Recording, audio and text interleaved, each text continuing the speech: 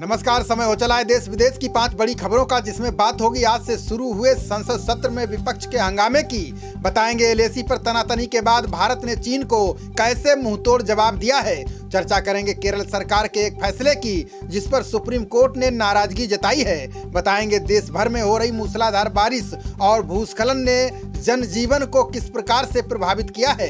अंत में बात करेंगे एक लेडी सिंघम की, जिन्होंने पुलिस की नौकरी के साथ ही फिल्मों में भी धमाकेदार एंट्री की।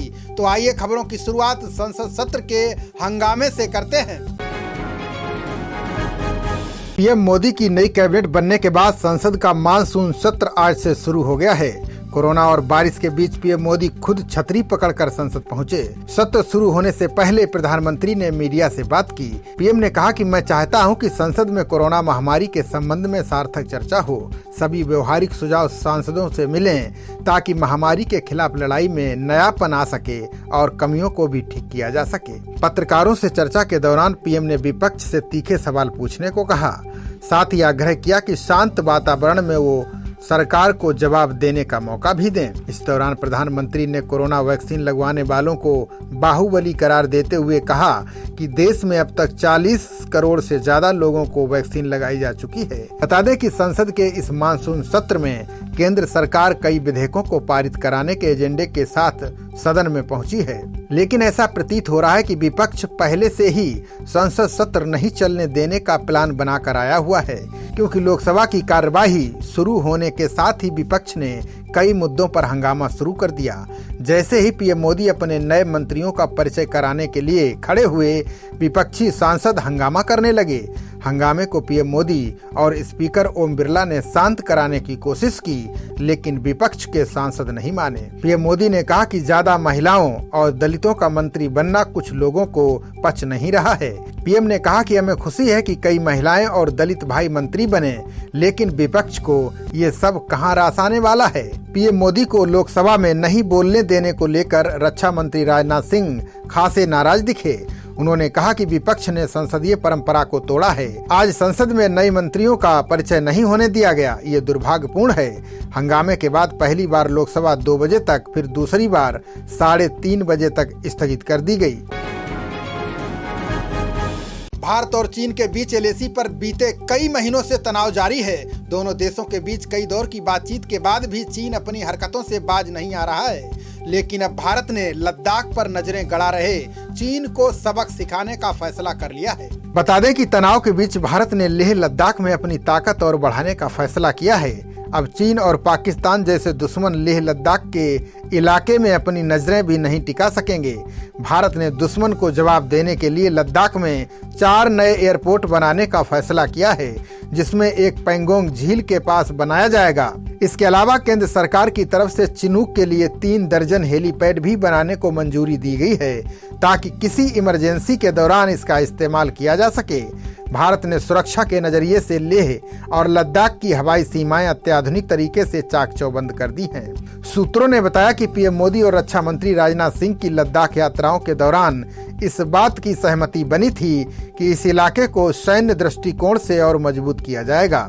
भौगोलिक दृष्टिकोण से पूरे इलाके को वायुसेना के माध्यम से ही सबसे ज्यादा मजबूती दी जा सकती है। इसीलिए इस इलाके को वायुसेना के लिहाज से सबसे मजबूत करने की योजना बनी। लद्दाख केंद्र शासित राज्य बनने के बाद से स्थानीय प्रशासन ने भी सुरक्षित सीमा और बेहतर पर्यटन के लिहाज से केंद्र सरकार को कई प्रस्ताव भेजे हैं। सांसद नामग्याल ने बताया कि लद्दाख की सीमाओं पर मौजूद हमारी सेनाएं बहुत मजबूती से डटी हुई हैं। अपनी सीमाओं को और मजबूत करने के लिए हमारी सरकार हमेशा से मजबूती से खड़ी है। पूरे बॉर्डर के इलाके में वायुसेना की मजबूती के लिहाज से बहुत सारे इलाकों को चिन्हित किया गया है, जहां पर क्रमबद्ध तरीके से सेना को मजबूती के साथ तैनात किया जाए, ताकि दुश्मन की किसी भी नजर और किसी भी हरकत को पल भर में पकड़कर नेस्त नाबूद कर दिया जाएगा। केरल में ईद पर छूट दिए जाने पर सुप्रीम कोर्ट ने कड़ी नाराजगी जताई है, जिसको लेकर शीर्ष अदालत ने केरल सरकार को नोटिस भेजकर जवाब मांगा है। सुप्रीम कोर्ट में दायर याचिका में बताया गया है कि जब केरल में कोरोना के मामले बढ़ रहे हैं तो पाबंदियों में ढील क्यों दी गई है। बता दें कि केरल में 21 जुलाई को बकरीद के त्योहार को देखते हुए कोरोना की पाबंदियों में ढील दी गई है। लेकिन ढील देने का ये मामला अब सुप्रीम कोर्ट पहुंच गया है। शीर्ष अदालत ने सुनवाई के दौरान राज्य सरकार के वकील से पूछा कि आखिर किस आधार पर कोरोना प्रतिबंधों में राहत देने का फैसला किया गया है। वहीं केरल सरकार के इस फैसले की कांग्रेस और आईएमए ने भी कड़ी आलोचना की है। बता दें कि कांवड़ यात्रा को लेकर सुप्रीम कोर्ट ने यूपी सरकार पर नाराजगी जताई थी, जिसके बाद यूपी और उत्तराखंड में कांवड़ यात्रा पर रोक लगा दी गई है। ऐसे में बकरीद पर केरल में छूट एक विवाद को जन्म दे रहा है। कांग्रेस नेता अभिषेक मनु सिंघवी ने कहा कि अगर कांवड़ यात्रा गलत है तो बकरीद पर पाबंदियों में ढील देना भी गलत है, खासकर ऐसे राज्य जहां कोरोना के मामले ज्यादा हैं। केरल सरकार द्वारा बकरीद समारोह के लिए 3 दिनों की छूट प्रदान करना निंदनीय है। वहीं आईएमए ने केरल सरकार से अपने फैसले को वापस लेने की अपील की है। आईएमए ने कहा कि अगर केरल सरकार इस फैसले को वापस नहीं लेती तो वो कानूनी प्रक्रिया के तहत इस पर कार्रवाई करेगी। बता दें कि केरल के सीएम पिनराई विजयन ने कपड़े, जूते, चप्पल की दुकानें, आभूषण, फैंसी स्टोर, घरेलू उपकरण बेचने वाली दुकानों और इलेक्ट्रॉनिक दुकानों को खोलने की अनुमति दी है। इसके अलावा हर तरह की मरम्मत की दुकानों तथा आवश्यक सामान बेचने वाली दुकानों को 18, 19 और 20 जुलाई को सुबह 7 बजे से रात 8 बजे तक खोलने की मंजूरी दी है। देश के अलग अलग हिस्सों में हो रही मूसलाधार बारिश और भूस्खलन से जनजीवन पूरी तरह से चरमरा गया है। बारिश के चलते कहीं यातायात प्रभावित है तो कहीं लोगों की जान चली गई है। बारिश का पानी लोगों के घरों में घुस गया है। नदी नाले उफान पर हैं। सड़कों पर मलबा गिरने से मार्ग अवरुद्ध हो गए हैं। हिमाचल के मंडी जिले में मूसलाधार बारिश से चंडीगढ़ मनाली एनएच का संपर्क पूरी तरह से कट गया है। 7 मील के पास भारी भूस्खलन से मार्ग बंद है। बारिश के कहर से जिले में करीब 50 मार्ग बंद हैं। भारी बारिश से नदी नाले भी उफान पर हैं। प्रशासन ने नदी नालों के किनारे बसे लोगों को सुरक्षित स्थान पर जाने की हिदायत दी है। प्रभावित सड़कों को ठीक करने का काम जारी है, लेकिन भारी बारिश के चलते कार्य में बाधा आ रही है। वहीं ब्यास पुल के निकट पहाड़ी का मलबा गिरने के कारण एनएच 503 बंद है। वहीं उत्तराखंड में प्राकृतिक आपदा का कहर टूटा है। यहाँ के 2 अलग अलग जगहों पर बादल फटने से तबाही मची है।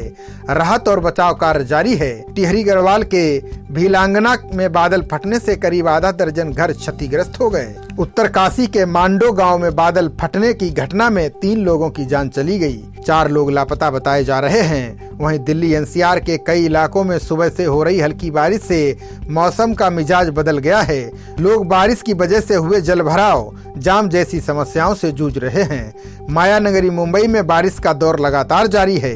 पिछले 3 दिन में मुंबई में 750 मिलीलीटर से ज्यादा बारिश रिकॉर्ड की गई है। लगातार हो रही बारिश के चलते अलग अलग घटनाओं में अब तक 30 से ज्यादा लोगों की जान चली गई है।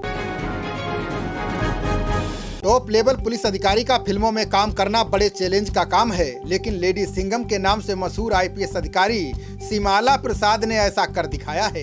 कई बॉलीवुड फिल्मों में नजर आ चुकी सिमाला प्रसाद के नाम से ही अपराधियों की पैंट गीली हो जाती है। आईपीएस सिमाला प्रसाद को बचपन से ही डांस और एक्टिंग का शौक था। पढ़ाई के दिनों में वो स्कूल में डांस और एक्टिंग में हमेशा आगे रहती थीं। पढ़ाई के दौरान उन्होंने कई नाटकों में काम किया था, जिसके लिए उन्हें सम्मानित भी किया गया था। सिमाला प्रसाद ने अपनी पढ़ाई मध्य प्रदेश के भोपाल में की।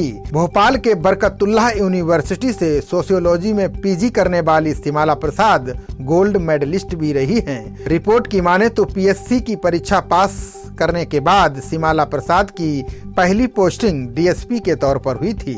नौकरी के दौरान उन्होंने यूपीएससी एग्जाम के लिए तैयारी की और पहले प्रयास में ही सफलता मिल गई। बातचीत में सिमाला प्रसाद ने बताया कि हमने कभी नहीं सोचा था कि सिविल सर्विस में जाना है, लेकिन घर के माहौल ने मेरे भीतर आईपीएस बनने की चाहत जगाई। मुझे लगा कि देश की सेवा के लिए इससे अच्छा प्लेटफॉर्म नहीं हो सकता। सिमाला प्रसाद की पहचान एक दबंग अफसर के तौर पर की जाती है। मध्य प्रदेश के डिंडोरी में पोस्टिंग के दौरान उन्होंने नक्सल प्रभावित इस इलाके में अपनी धमक बना दी थी।